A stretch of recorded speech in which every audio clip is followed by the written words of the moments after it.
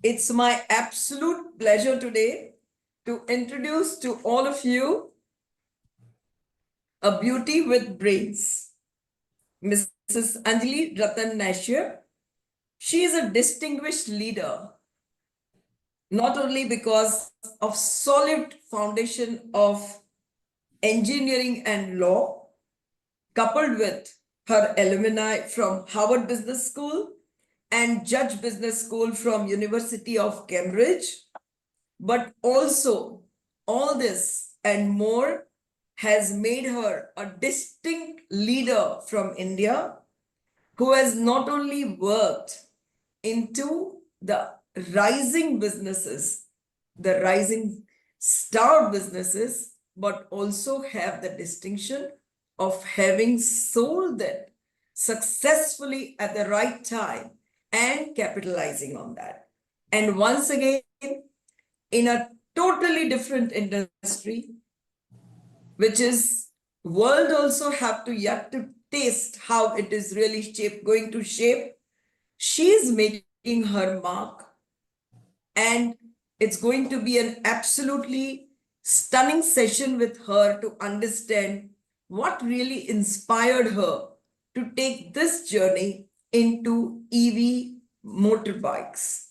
So just to clarify for all of you, most of the known players into EV, including the few listed new players and all old players of ICE who have introduced their EV two-wheelers are into scooters, while Anjali has taken her bet into EV motorbikes. And here we are to understand what inspired her to take this journey A into EV industry and B into EV motorbikes. Welcome, Anjali, and we are all here to see you and hear you and your views on how you're going to take this challenge forward. Thank you, Amisha. Thank you so much for having me over on your amazing podcast and welcoming here with such kind words. You deserve this and more, by the way. Thank you. Let's go on. Yeah. Yeah. So what has really inspired you to take this leap into EV industry? And how did you choose to put your 100% and more behind this? That's right. So actually, after my work in solar power plants, I wanted to continue making a meaningful impact in clean energy and simultaneously create something using latest technology. So, what I discovered was like EV. It's a great market to be in, and the reason behind is that India is the third largest exporter of fuel in the world. 88% of the fuel that is imported is coming from outside India, which cost almost like 22 lakh crore annually, placing immense pressure on both our economy and environment. So we are highly vulnerable today uh, to fluctuations in global oil prices, which can have a ripple effect across the economy. And on Indian roads today, there are almost 20 crores of vehicles, out of which 15 crores of being two-wheelers. And the two-wheelers are the backbone of the transportation system, especially for the common man, making affordable and sustainable mobility more critical than ever. And vehicle traffic contributes to almost 40% of the total pollution in our country, creating not just environmental issue but a public health crisis like condition like childhood asthma becoming so increasingly common. And India has 14 out of 20 most polluted cities in the country, creating not just an environment issue but again a health crisis. uh, so this is like a wake up call for all of us, And by adopting electric vehicles, we can reduce the emissions and tackle the pollution crisis uh, i- amongst millions of lives. It's time to change these numbers. And uh, we at Revolt have taken a pledge to make India energy independent and pollution free by 2047 by revolting against pollution and Wow. against petrol. So, Anjali, you are making me so proud. Trust me, I always say that mere statements lend us nowhere. But when the statements are data backed, it has very powerful and pronounced impact. And you are once again one such leader who's inspired and who's talking. Every statement is data backed. Fantastic. Thank you so much. So, you have taken a very big cause, and whenever with the cause, the passion levels are different. And that is that passion arms you to fight with the biggest and the biggest challenges. So, what are the key challenges that you see in terms of executing your dreams? Because right now, as a country, we are a little nascent in adopting EV two-wheelers. The whatever that we have adopted is in scooters. How do you think that adopting to motorbikes, you will make it easier for commuters? That's right. So, the reason is simple. Indians love motorcycles. There are so many scooter companies out there. With getting a scooter out in the market is, I would say, simple, but building a robust motorbike takes a lot of time and years because of several reasons. But if I talk about the data, 70% of the two-wheelers sold in India are motorcycles, with over Correct. 1.25 crores, if I'm not right, I think I'm correct, the motorcycles are sold annually. And today, we are number one company when it comes to EV motorbike, capturing almost 90 to 95% of the market share in terms of sales only of motors. But if you talk about just the scooter segment, as I just mentioned, there are so many companies. I can say, I can bet it, there would be more than 50 companies right now in scooter, but that will consolidate. But having a robust product which is there in the market for last 5 years, our company started in 2017. After 2 years of extensive research and development, the first product that we got into market was in 2019. From 2019 till today, this is the third launch that we've done of a different bike. Our bikes have covered more than 54 crores of kilometers on planet Earth. Uh, we've saved something like to a count of 10,000 tons of carbon dioxide emission.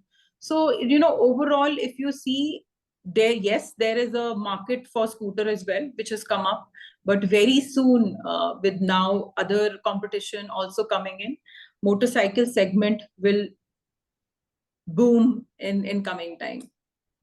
And I get an advantage being the first commuter, being the first electric bike of the country, and now getting the first commuter bike of the country as well. Absolutely, absolutely. So as far as I understand, about a year or year and a half back, is that you took Revolt as your 100% and full time, and rather 120% involvement challenge. So what did you do? What did you see when you took helm of the company? And what are the changes that you have initiated?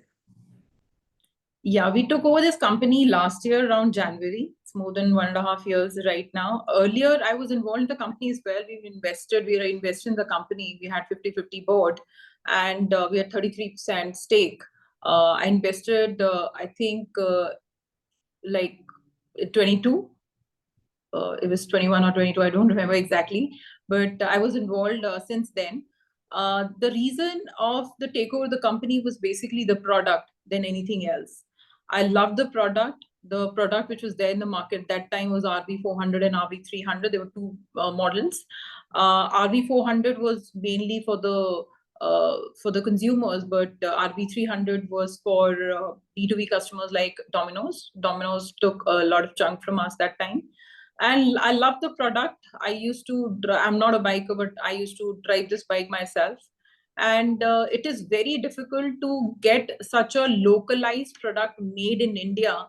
Again, when I said, in bike section, it's the bigger tires. It's not like scooter is like a small tire. In scooter, you have it's more like a box. You can tweak things, you can make things, you can change things, you can have a different capacity for battery. You can work a lot when it comes to R&D, when it easily in a scooter. But when it comes to a bike, the kind of quality balancing of the bike is required, and because all the parts are visible, and they're the huge tires, all that comes into place, and it took us a long time to have the robust, good product in the market. And since we've covered so much in terms of it's almost like 1,500 rounds of planet Earth our bikers have done on, and they've saved almost 200 crores of petrol fuel.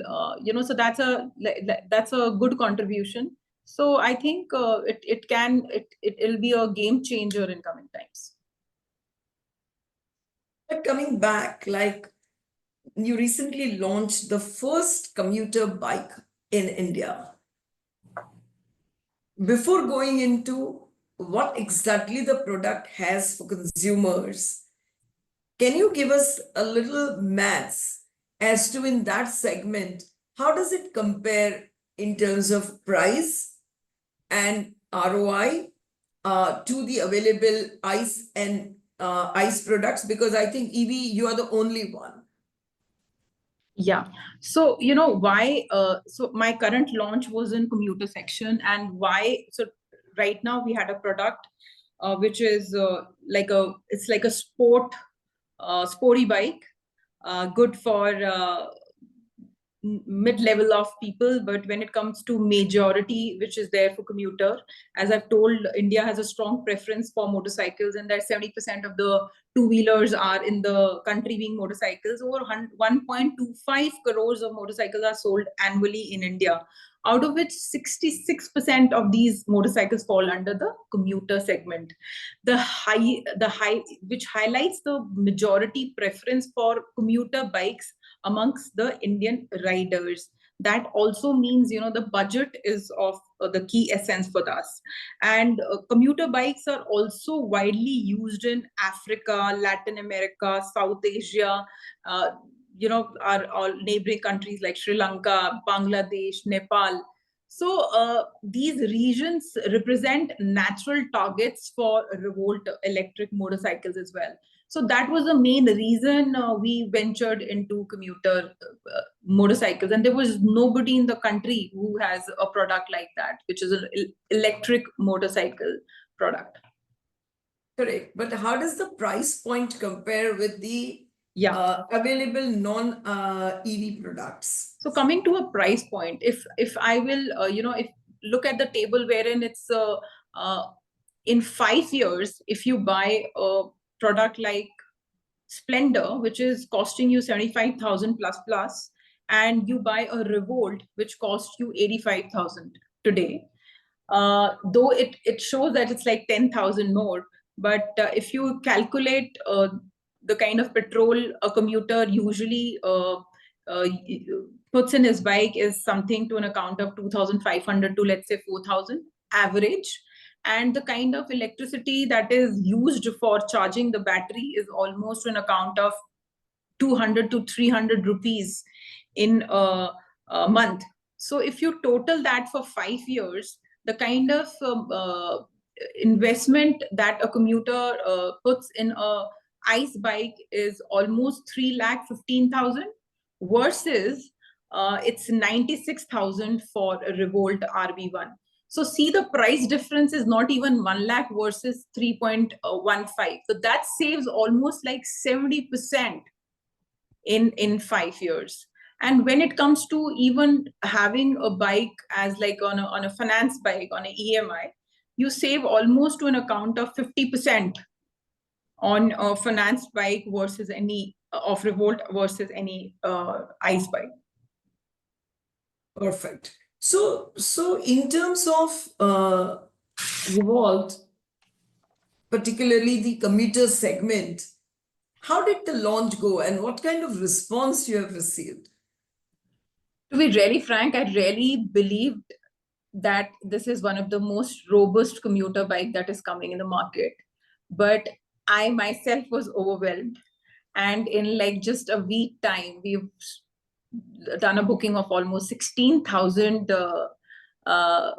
bikes, mostly RV1 Plus, which is 3.24 kilowatt hour of battery, almost 15% for RV1, which is 2.2 kilowatt hour of battery. Now the coming challenge is this month there's like the festive seasons, Diwali.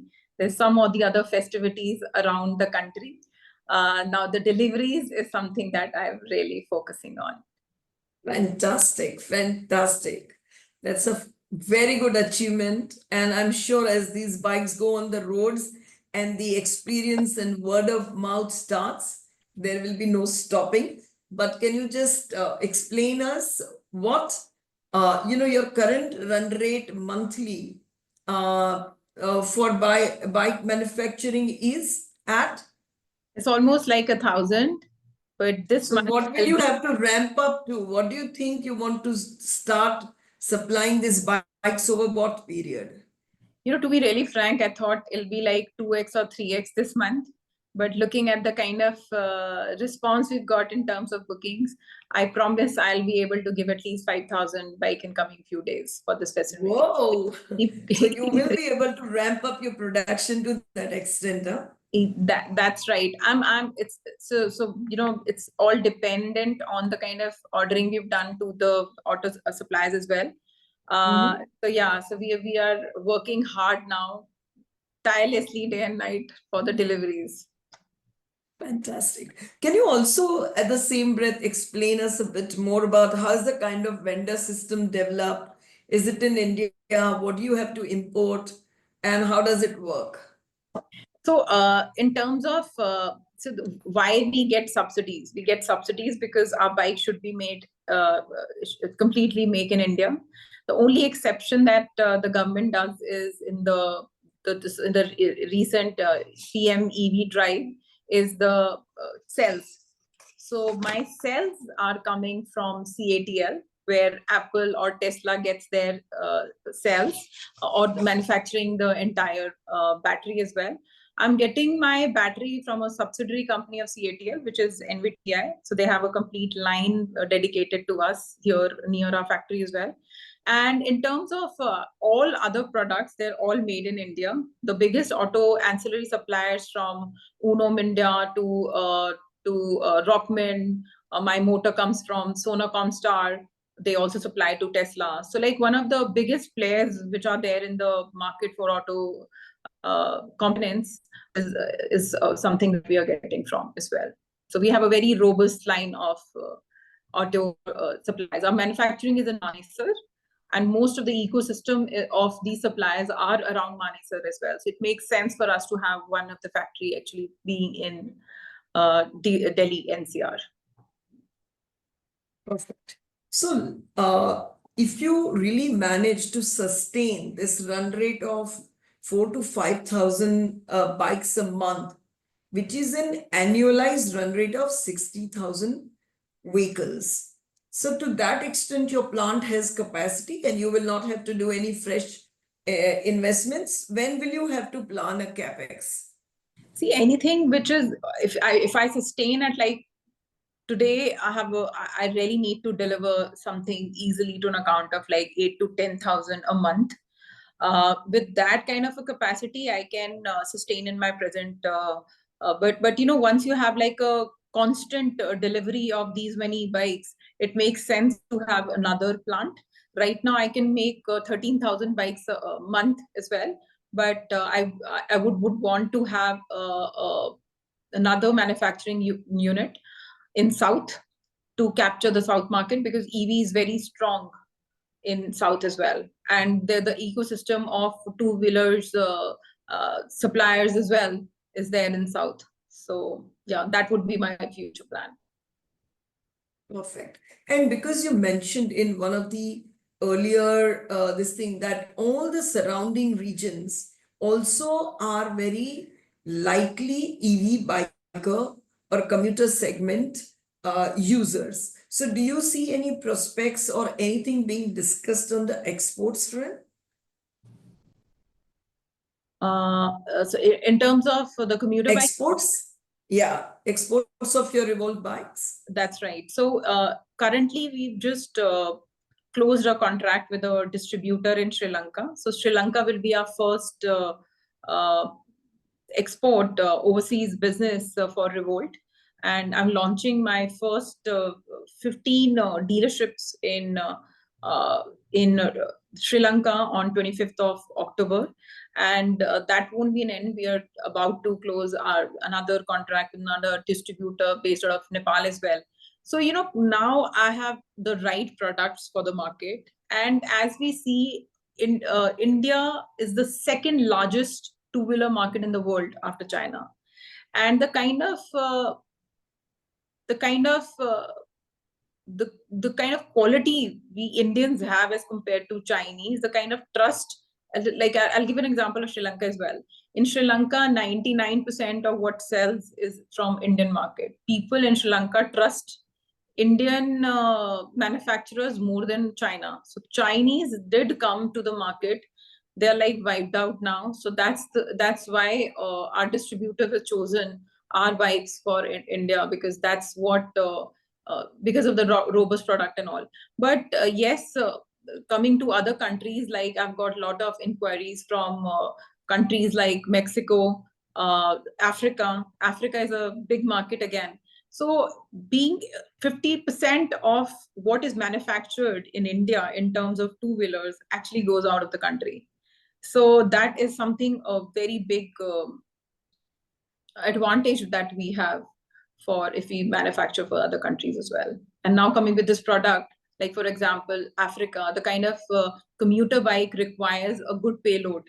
Generally, a payload that is there in a commuter bike in India, which is an ICE commuter bike, is 150 kgs. We made this bike which has a payload of 250 kgs. So that makes an amazing product for countries like Africa, wherein they really take a lot of payload, and like, I shouldn't be saying this on screen, but yeah, they're like 4 people traveling on a single bike as well. So this is what they expect, and this is the kind of product now has the capability to do that. That's right. If it is not too difficult to reply, can you give us an idea what kind of gross margin the product works on? Why? Because when you say a price of 85,000 for customers, you get additional 16,000 as a subsidy, or how does that work? Yeah, great question. So if a customer is buying a bike for, let's say, 85,000, and I'll give you example of like Delhi. So Delhi's got 16,000 as a subsidy. And so yes, which makes it 85,000 minus 16,000 is what the base price will be for the customer. Oh, the net price will be even lower than the... That's right. That's right. And this subsidy you get directly from the government to the customer, and depends on every state. So like Gujarat has a different number, Maharashtra would have a different number. But nowadays, not many states are supporting in terms of subsidy, which is coming to the I think, but there are like 4 or 5 states which give the subsidy directly to the customers. And with this PME drive, we get something to an account of 10,000 per vehicle subsidy as well, that we give discount to the customers. So like it was like 95,000 minus 10,000, which makes it 85,000. And the customer gets another 16,000 from the government. Wow. I think it becomes no brainer for a customer to buy. Looks like till the time you can supply. And Amisha, the main reason also I'm into EV is, long back, like 7 years back, I got a EV four-wheeler, which is like Tesla car. And, I just thought after 4 years, like there's no service issue and all that stuff. But then the service issue comes. I think being in a foreign land, I should sell this, because everybody used to say after 4 years, the service becomes very tough, and, it's better you sell it. So I just thought I'll sell my car. But then I just thought about it, like for the last 4 years, not even one single time I went for service. What's the need for me to sell this car? And I have this like since 7 years I have the car, and it never went for any sort of a service issues. So EV, another which is a benefit, is that you don't have to go very often to any service centers other than a normal, probably a service. So it's more like working on technology. And the important piece here is generally in ICE, if you buy like you must have seen, like 7 years back, like a commuter bike used to come about 35,000 to 40,000. Now, if you see the increase of the price, now it's almost gone to 70, 80, and even a lakh of rupees for a bike. So, in ICE, because of the capex, the price keeps going up. And obviously, on top of it, the fuel cost is there, which is also going upwards. But when it comes to EV, the cost keeps going down. So that's like an advantage, because it's technology clubbed with it's not like a typical OEM. And the technology is mainly on in terms of battery, or some of the features around software as well. And as you must have seen, technology in terms of battery is really becoming cheaper and more compact as well. So the kind of capacity or the range that you see with the kind of batteries we have today, it'll keep coming up in terms of technology, and the prices might keep going down. So the kind of anxiety, pressure that people see today, that would not be the future, I feel.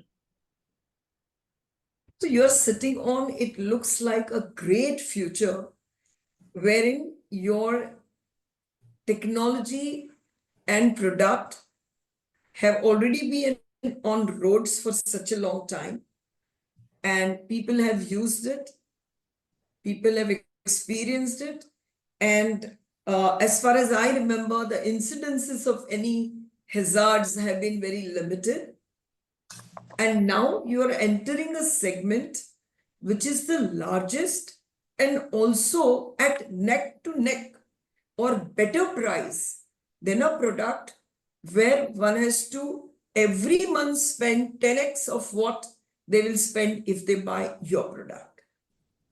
It looks like you're sitting on a great future. What really can upset? What do you think you'll have to really keep a very eagle eye on, so that the clear path that you and I are able to visualize, the company keeps walking on that? Yeah, Amisha, a very, very good question. I actually keep myself up on toes, and I think about it. Like today, I'm number one in the country, but I'm sure soon many other companies, if they've already declared, some of them in 2 years, some in 3 years, will be coming with bikes as well. I'm very happy that opens my competition, that opens the industry for EV much more. And it can be a game changer for me as well, because people will then start comparing every product with Revolt. And though I'll really get advantage that I'm the first one in the industry, but what will be the key differentiator would be the technology. So people cannot surpass technology with time. They need to spend time when they have to make that kind of technology. And I think with EV, if you keep working on the R&D, if you keep working on the technology and the quality and the service as well, that is the key differentiator, that EV penetration, like for a company like us, can happen more and more. So yes, one thing which is there, which is a key differentiator, is the technology. And so that's another, my dream is that I should have like a R&D center in a place like Chennai. And today I have the R&D center in Delhi NCR, but that is the real market. So yeah, so I have to keep working on new models, new launches, new product, much better products, more robust product. So for that, R&D and technology plays a real role. Fantastic. As a general practice, we open the floor for questions from audience also. So, Mahek, can you take in chats also if there are any questions? Or I invite people to put their hands up or their questions in the chat, and we will take up your questions. Yeah, two participants have raised their hand, but can they please write their questions in the chat, please? Okay. Please advise some numbers for 25, 26, 27, if you can broadly. See, right now I have sold almost on account of 40,000 bikes, and as you've seen the kind of the new launch and the kind of bookings I'm getting, I think I easily anticipate something to a level of 2 to 3 lakh of bike being sold in in year 25, 26, and obviously much more by 27. A 2 to 3 lakh bike, so it's a 2,000 crore plus kind of a turnover for FY26 is a potential, and FY27 could be upwards of three and a This is half not the thousand only product crores. that we have, Amisha. Correct. The kind of products that we have, I'll tell you the ranges. So 85,000 is the lowest product, which is RV1. Which comes to RV1 plus, it's almost like a lakh. It's 99,990. I have another product which is called Breeze, which is costing almost like an account of like 1.20. And the third product that the fourth product that I have is RV400, which is costing 1.35. So the kind of revenue number changes with the kind of demand for each. And you know, we will not be restricting to only bikes. As such, there could be an introduction to a B2B product as well, because there's a huge demand for B2B as well. So like my customer is just not like a normal consumer. It is, yes, there are males and females as my customers, but there are a lot of B2B customers and companies like Adani's bought a lot of bikes from us. Companies like into power, into sports, into like some buys for their supervisors, guard agencies. You know, there are like many companies that buy for their employees as well as for their own consumption. So they're all our customers. These customers keep increasing. You know, there's like a lot of awareness that's happening, and the kind of PM drive which is there by 2030, they're making mandatory. So the kind of numbers that we slowly will see after 2025 will be, I think, the huge numbers. Absolutely. So after having got a glimpse of the kind of top line that you are eyeing at upwards of 2,500 crores next year, and maybe upwards of 3,500-4,000 crores a year later, what kind of gross EBITDA or margin one can look at, and when do you expect to be PAT positive is one of the questions on the chat from the participants. Okay, the kind of numbers that we have right now is something which is not break even, but if my calculation is almost on account of if I make more than 2,500 bikes per month, I become break even. So like probably with this now the coming month, I with the introduction of this new bike, that comes into place. So it is the volume game actually. It's more than not just Absolutely. and you know it is not about just what numbers am I getting today. The kind of volume, if I'll be giving to my auto ancillary suppliers as well, the cost will keep coming down a bomb. So it is Absolutely. about the volume as well, and renegotiating with my suppliers that I can get. It's like I think in like coming 1 month, November, December, the whole scenario changes. True, true. And what are the broad geographical areas in which within India your bikes are selling more? And what's your distribution network, and where do you want to expand it to?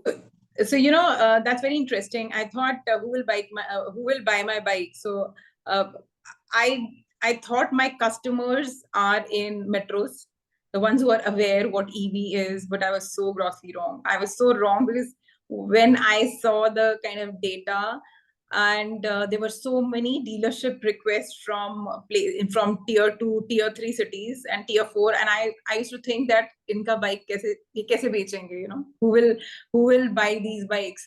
But where I was wrong was, my customer is a visionary, and a visionary can be a teacher, a visionary can be a carpenter, and a visionary can be a school teacher. And they are not restricted one that only a male buys a bike. Nowadays, I have like almost 10% females who buy a motorbike as well. And when it comes to tier 1, tier 2, or tier 3 cities, I've actually seen better results when it comes to tier 2 to tier 3 cities. I'll talk about place like, there was one request of dealership which came from place like Sangli. Sangli is in Maharashtra. I thought, it's like they're mostly farmers, though it's agriculturally rich uh, town, but probably, the sales number was like quite high. When I saw in the first month, I thought maybe it's high because it's the first month. And then, after second, third, 4 months also, it was high. So, that proves that this product is not made mainly for metros. It's actually made more for tier 2 and tier 3 cities. I was in Jaipur, and, I went to a dealership. Very interestingly, that dealership had all the females as the sales girls. And I was like, okay, you're selling the bikes. So the dealership told me, like girls are great in terms of sales, and they explain the bike much better. So anyway, that proves, because that one dealership sells the most today in terms of numbers of bikes. Probably, there less attrition rate of females, and they're like much committed. He gave various reasons. But anyways, coming to, I went to the service center, and I always talk to my customers for service. So I was like kind of scared. That guy was there sitting, waiting for his bike to get service. Like, why are you here? Is there any problem with the motorcycles? Like, no, there's no problem. There's like a free service that is available, given from the company. So I'm availing. And it's been like 2 years I have this bike. So like, why did you buy EV bike? So he told me that he's a school teacher, and his school is from Jaipur, almost like 100 kilometers away. And his bike is effectively using no petrol. It's like no petrol and like not even electricity. I was like, why? Because he charges his bike in the school, and he every 2-3 days he charges his bike, and the range is good enough for him to go back and get him back. He told me he saves to an account of 9,000 rupees a month, because of which he's able to send his children to a good school in Jaipur itself. And looking, when we hear such stories, Absolutely. EV is not restricted to metros. It's actually made for, and you'll be surprised, like what is the upcoming state from me nowadays is Bihar. The kind of sales happening in place like Purnia, interiors of even Gujarat. I've not even heard about those towns, and the sales is like good, overwhelming. The kind of responses. Absolutely.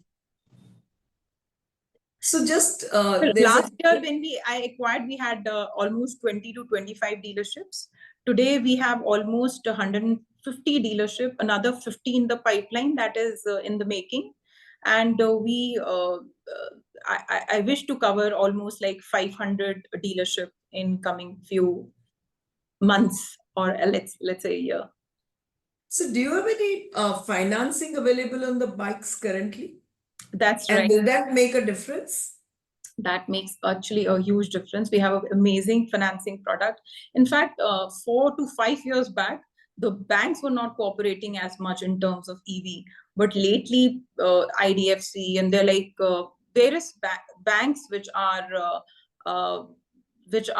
too keen, in fact, on giving EVs. In fact, at every dealership, there's like one bank representative always sitting and trying to sell his product.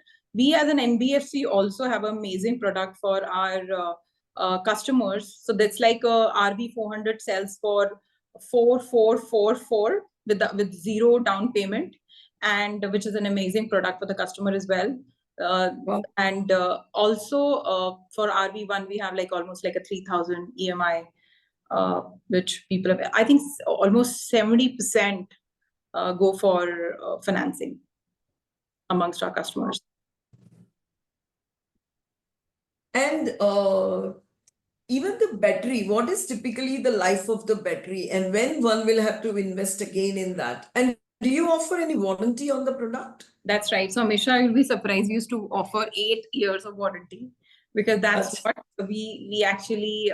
So we had a R&D center at in Bangalore, and we tried and we came to a conclusion that we should have 8 years of warranty, and we used to give 8 years of warranty to the customer. Last year, I just thought every company is giving 3 years. I really don't know to what reason. Then we changed it to like 5 years, just because what the market is giving. But I think, it's been 5 years. My batteries are there in the market. They've already covered, I said, 54,000 crores of kilometers, and they're absolutely fine. I haven't got any sort of an incident. Sometimes there's like any, accident or something because of which the battery gets damaged. Otherwise, in terms of performance, I think it can easily go between, let's say, 6, 7, 8 years. But I really don't know 6, 7, 8 years, because the 5 years were really great for us. But the kind of the kind of fear that people have that battery might not last for more than 1 year, 2 year, or 3 years, I think that's really, I really negate that. Not at all. No problems at all. But it also depends on where you're getting the battery, what kind of cells they are. When I talk about, I think I missed that question of yours when you asked, was there any accident ever happened with Revolt? I think you should Google it and search it. If there are accidents, there'll be my competition are like full of accidents. Revolt is never, not even a single accident ever happened. So I think that's another reason I keep sticking to the same company, because it's very important that the battery, which is heart of your bike, should be the most robust in terms of quality as well. And with that kind of quality, I think range anxiety or quality isn't there. And even if, Amisha, after, let's say, 5 years, 6 years, 7 years, or let's say 8 years, if there's any issue, the kind of research that's happening in terms of battery. Sure, absolutely. No problem in here. Absolutely. Absolutely. But I'm just repeating, there is a question here, but that by when will you be able to ramp up your production to 5,000 bikes per month? This month. Correct. Yeah. This month. I do. That's what I understood during our conversation. But since there is a question, I thought audience must know that 5,000 you're ramping up this month. To be really frank, today I was having a call with my manufacturing. I was pushing them. It's like, we are giving 4. I was like, I can't take 4. I need 8.5 at least. So, right now to ramp up, yes, this month it might not cross that much because I've not given orders for the auto components. But looking at November, December, January, it'll keep going up because the ordering is on time right now. Yeah. Correct. And so somebody wants to know, what do you think will be the EV penetration by 2030? By 2030. Okay. As I gave you all the reasons why I was an EV, I think there is no other option for country like ours to get into electric vehicles for 2 reasons, which I said. The import of fuel that we do is an account of 22 lakh crores, which, imagine if you're using your locally produced electricity versus the fuel that we are getting out from outside the country. So that way the it's a no-brainer that we have to go towards EV. And another reason is 40%. It is so useful. And 40% of the pollution is from vehicles only. And the kind of government push that we have, they are making industry mandatory. They're making you'll see very soon after 2025 there'll be many conditions that even like on roads like Delhi or metros, at least they will not allow anything more than EVs. Like they've taken out mostly of diesel vehicles. Now there's petrol, but eventually they will. So by 2030, I mean, like, you don't have to wait till 2030. I feel by 2025, 26, 27, you'll see a huge change. And, you know, frankly, Amisha, when I started the company in a few years back, I actually thought myself it'll be 2030. The kind of report it used to come is like by 2030, it will happen. But if you just see the EV huge buzz change, even not in restricted to even two-wheelers, even for four-wheelers, it's like a Correct. changer. And after buying a EV bike or a EV car, I'm compelled to buy only EVs, because though, you know, it's sad to say most of the customer don't look at the environment, but they look at the cost saving. But I feel once people have surety about the product, the battery per se, I think there'll be a lot of penetration that you'll see after 2025. And right now also the numbers are really going high. Really going Much high. more than what was anticipated. Precisely. Precisely. So before we wind down, if I run through very broadly, Revolt right now is a subsidiary of 100% subsidiary of listed Rattan India, where you house another interesting business called Coco Blue, which is the on the Amazon platform, and you run almost 800 plus brands for them on that platform. Plus, you also have, apart from Revolt, which is the another big baby, the businesses or interest into drones and also into the fintech, right? That's right. Yeah. Correct. Do you have plans to list Revolve separately or do separate fundraising for Revolve? Great. So I'll explain you, Amisha, here. So we have, as a group, Rattan India, we have two listed companies, which is one is Rattan India Power Limited, and the other one is Rattan India Enterprises Limited. Under Rattan India Enterprises, these are the four businesses that we have, which you just mentioned, Coco Blue, and we are amongst the biggest sellers of apparel, few category like apparel, shoes, eyewear, books on Amazon. We have a vendor list of almost more than 1,000 companies product that we sell on Amazon.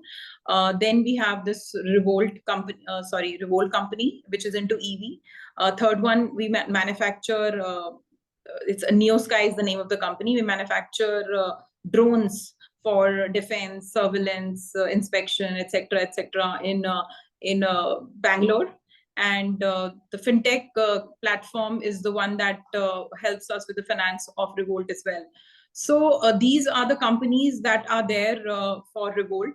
Certainly, I'll go for investment in Revolt as well. But when we talk about an IPO, what I was waiting for since a long time was the numbers.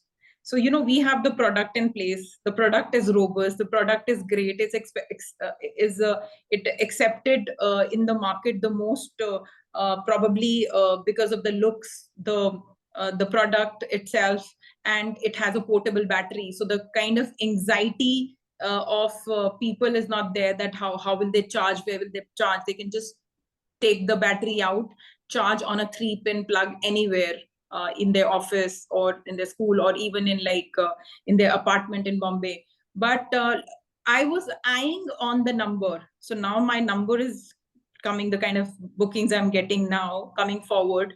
Once I'll reach a number of at least 5,000 vehicles per month, that's when I would like to go for any investments. But yes, IPO is something that there are two routes which I can take. One is through IPO, and the other one is I can even demerge the company from the listed. Correct. So I wish you a very best in achieving all your goals. And I have simply no doubt in my mind that 3 years from now, when we will be sitting and discussing again, you would have accomplished all what that you are talking today, and you will be having a much bigger vision again to keep you busy with the new targets and new goals. Thank you, Misha. Thank you so much. This is coming from you. It encourages us, inspires us. And I'm sure I'm so passionate about it that probably not 3 years, I'll try to do that reverse, because we don't have the level of, like, our competition took like 30 years to achieve where they have in terms of ICE vehicles. But yes, we have those only 3 years that we have to prove our mettle. Yeah. Correct, correct. Mehak, with that, shall I wind up the session for the day? Yeah, sure. Thanks, Amisha. Thanks, Anjali, for your time today. And If you don't mind, there's a slightly different question, and if that can be addressed. Someone has written that the big concern with EV is doing a long distance travel, leaving the city. How do we address that problem when even large brands have not found an answer?